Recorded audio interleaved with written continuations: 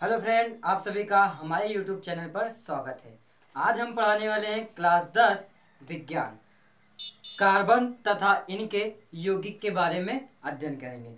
इसके पहले हम कई सारे वीडियो कार्बन के परिचय के बारे में, कार्बन की सहसंयोजकता बंध के बारे में यानी कि कार्बन के बंधों के बारे में अध्ययन कर चुके हैं और कार्बन के अपर रूपों के बारे में अध्ययन कर चुके हैं। कार्बन के अपर रूप में ग्रेफाइट और हीरा और फ्लोरीन, इन तीन चीज के बारे में अध्ययन किया था।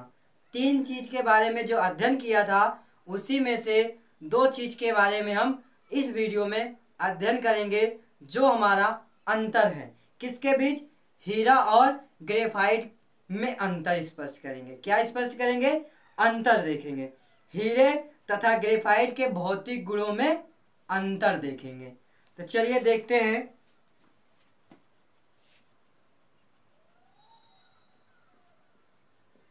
हीरे तथा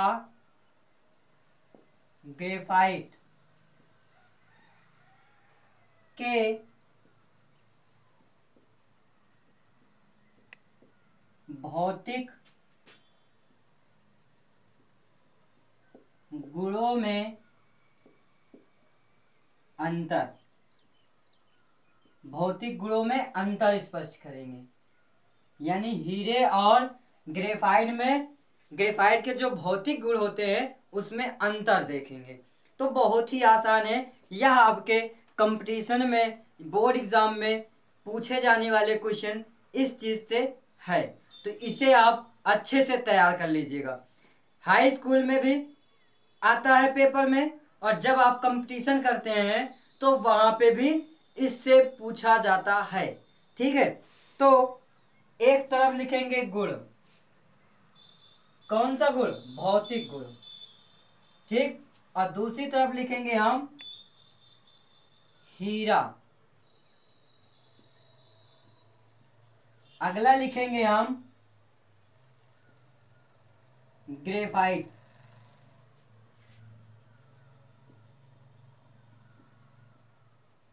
ये तीन चीज, दो चीजों के बारे में हम अध्ययन करेंगे, यानी कि हीरा और ग्रेफाइट के भौतिक गुणों में अंतर देखेंगे। तो पहला भौतिक गुण हमारा क्या है? भौतिक अवस्था। पहला क्या है हमारा? भौतिक अवस्था है, भौतिक अवस्था। अब हीरे की भौतिक अवस्था कैसी होती है और ग्रेफाइट की भौतिक अवस्था कैसे होती है, आप इसे कॉपी और पेन लेकर के बैठ जाइए और लिख लीजिए, ताकि आपको बाद में तैयार करने में दिक्कत ना हो। भौतिक अवस्था इसकी कैसी होती है? पारदर्शी ठोस होता है। हीरे का क्या होता है? पारदर्शी ठोस है। हीरा क्या है? बहुत ही ज्यादा ठोस होता है, कठोर होता है। तो हीरा कैसा पदार्थ है? हीरे की भौतिक गुण कैसा है? पारदर्शी ठोस है। और ग्रेफाइट का क्या है? काला है। कैसा है? काला है और चमकदार है, चमकदार है। काला है और चमकदार है। कैसा है? चमकदार है। काला है, चमकदार है। ठीक, ये हमारा भौतिक गुण पहला हो गया। अब चलते हैं दूसरा, इसका भौतिक गुण देखते हैं। दूसरे हमारा क्या है? दूसरे में हम देखेंगे कठोरता। किसकी कठोरता अधिक होती है? किसकी कठोरता अधिक होती है?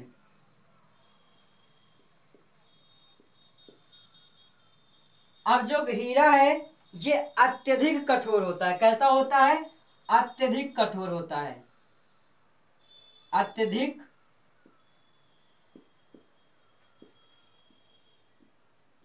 कठोर है, अत्यधिक कठोर होगा। ठीक है, और जो ग्रेफाइट है ये मुलायम होता है। कैसा होता है? मुलायम,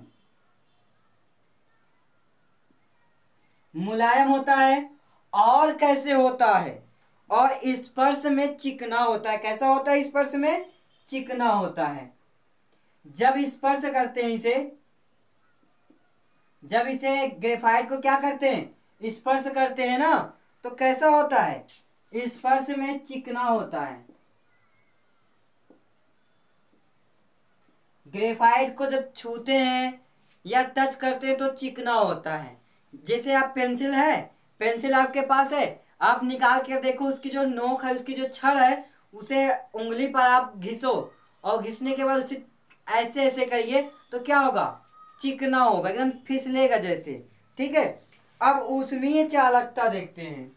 तीसरा क्या है, ऊष्मीय चालकता।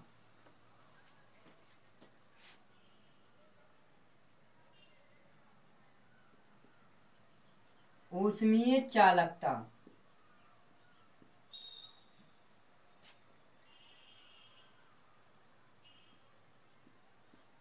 ऊष्मीय चालकता किसमें होता है और किसमें नहीं होता है। बहुत ही आसान है, आपको याद करने की जरूरत ही नहीं पड़ेगी, बस एक बार आप ध्यान से देखिए इस वीडियो को अंत तक। तो क्या होता है, हीरा में क्या धारा प्रवाहित होता है, ऊष्मा का प्रवाहन होता है, नहीं होता। तो क्या होता है, बहुत कम होता है, बहुत कम। अब इसमें ऊष्मा का चालकता तो क्या होगा, होगी, लेकिन बहुत कम होगा। ठीक है, क्या होगा, बहुत कम। और इसमें ग्रेफाइट में क्या होता है, माध्यम होता है। माध्यम यानी कि नॉर्मल होता है, ज्यादा नहीं होता, इसकी अपेक्षा थोड़ा बहुत होता है। ठीक है, माध्यम होता है। अब विद्युत चालकता देखते हैं। चौथा हमारा क्या है, विद्युत चालकता। विद्युत चालकता,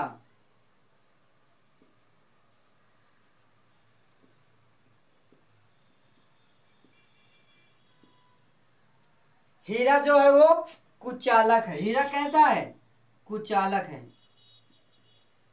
इसमें विद्युत धारा नहीं प्रवाहित होता है क्योंकि इसमें मुक्त इलेक्ट्रॉन नहीं पाए जाते हैं। हीरे में मुक्त इलेक्ट्रॉन नहीं पाए जाते हैं, जिस कारण इसमें विद्युत धारा प्रवाहित नहीं होगा। और ग्रेफाइट में क्या होता है, सुचालक होता है। इसमें क्या होता है, इसमें मुक्त इलेक्ट्रॉन पाए जाते हैं, तो क्या हो गया, सुचालक। पांचवा पॉइंट हमारा क्या है, पांचवें पॉइंट में है घनत्व। क्या है, घनत्व है, तो नोट करते रहिएगा। किसमें घनत्व नापा जाता है, किलोग्राम प्रति मीटर में, किलोग्राम प्रति मीटर क्यूब में। किसमें, किलोग्राम प्रति मीटर क्यूब में मापा जाता है घनत्व को। ठीक है, तो हीरे में कितना क्या होता है, क्या घनत्व, हीरे का घनत्व कितना है, 3.510, 3.510 इसका घनत्व है। ग्रेफाइट का 2.250 है, और हीरे में 3.510 है। ठीक, अब शुद्धता देखते हैं। शुद्धता देखते हैं, जल्दी से आप इतना नोट कर लो तो उसके ऊपर हम चलें, नीचे क्योंकि दिखेगा नहीं, तो नोट कर लीजिए जल्दी से। अब हमारा क्या है, छठवां पॉइंट है। छठवां पॉइंट में शुद्धता क्या है, शुद्धता कितनी किसकी होती है, किसकी अपेक्षा किसी की शुद्धता कितनी है। शुद्धता, हीरा में शुद्धतम यानी कि हीरा बहुत ही ज्यादा शुद्ध पाया जाता है, और ग्रेफाइट जो है हीरे से कम शुद्ध है। ग्रेफाइट जो है हीरे से कम शुद्ध है। सातवां क्या है, गलनांक। हीरे का गलनांक कितना होता है, 3727 डिग्री सेल्सियस होता है हीरे का गलनांक। ग्रेफाइट का गलनांक कितना है, 3000 डिग्री सेल्सियस हीरे का गलनांक है। अगला क्या है, आठवां पॉइंट, उपयोग। हीरे का उपयोग कहाँ करते हैं और ग्रेफाइट का उपयोग कहाँ करते हैं। हीरे का उपयोग आभूषण के रूप में करते हैं, और ड्रिलिंग प्रेषण का मतलब कि ड्रिल मशीन, जैसे कि दीवार में छिद्र करना है या किसी बहुत ही ज्यादा अधिक कठोर पदार्थ को काटना है या उसमें छिद्र करना है, तो उस रूप में इसका उपयोग करते हैं, यानी कि कठोर वस्तु को काटने के लिए। और ग्रेफाइट का उपयोग कहाँ करते हैं, सूक्ष्म सेल में देखिए क्या होते हैं, एक छड़ लगी होती हैं, एक प्लस आयन एक माइनस आयन। ऐसे छड़ लगी रहती है, ऊपर प्लस नीचे माइनस, या नीचे प्लस या ऊपर माइनस, छड़ लगी रहती है। तो वो छड़ ही क्या है, सूक्ष्म सेल में लगी होती है, जो ग्रेफाइट की बनी होती है। विद्युत अर्क, विद्युत अर्क का मतलब कि उसमें धारा प्रवाहित होकर जो सेल में छड़ लगी होती है वही विद्युत अर्क का काम करती है। पेंसिल लिखने के काम आता है। लेड, लेड भी क्या होता है, चूर्ण के रूप में प्रयोग करते हैं। स्नेहक यानी कि संपर्क करना, यानी कि उसमें ऊष्मा का प्रवाहन, विद्युत का प्रवाहन हो जाए। तो ये सब, ये हमारा क्या हो गया, अंतर हो गया। अब चलते हैं इसी के आगे। हम इस वीडियो में बस अंतर के बारे में मैं अध्ययन करना था। अब अगली वीडियो में हम देखेंगे कार्बन यौगिकों की विशेषता। कार्बन यौगिकों की विशेषताएं बहुत ही महत्वपूर्ण है। इसमें आपको एक एक पॉइंट के बारे में बताया जाएगा कि कार्बन कहाँ से कैसे प्राप्त हुआ, कार्बन का क्या स्रोत है, और क्या इस कार्बन की कितनी सीमा है, कितने कार्बन यौगिक बनाए जा सकते हैं। तो इस वीडियो में बस इतना ही। यदि आपको वीडियो पसंद आए हो तो हमारे चैनल को सब्सक्राइब करें, साथ में बेल आइकन दबा करके आगे की वीडियो प्राप्त करें, और लाइक करना ना भूलें। धन्यवाद।